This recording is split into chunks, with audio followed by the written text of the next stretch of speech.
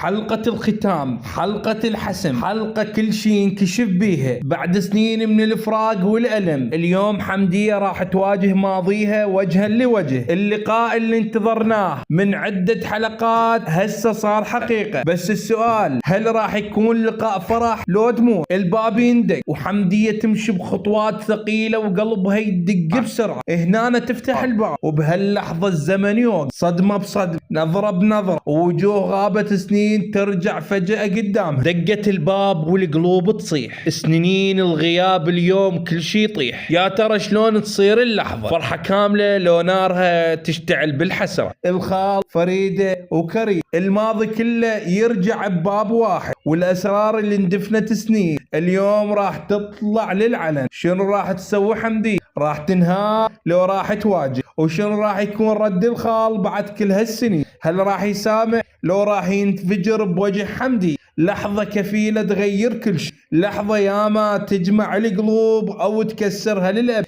استعدوا لأن الجاي مو سهل أبد. الحلقة الأخيرة من مسلسل حمدي.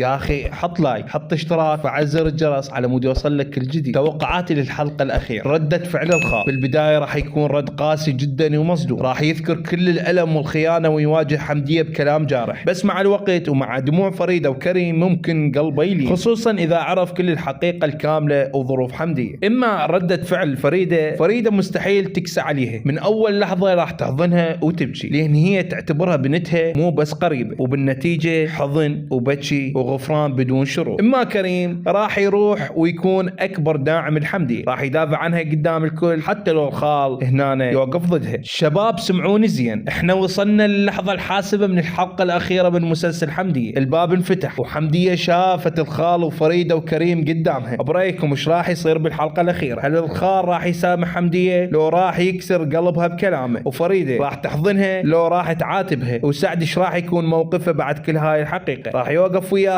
لو ينقلب ضدها؟ وكريم هل راح يدافع عن حمدية للنهاية؟ اكتبوا لنا توقعاتكم بالتعليقات. نهاية سعيدة لو نهاية صادمة ممكن تودينا الجزء الثاني من مسلسل حمدية.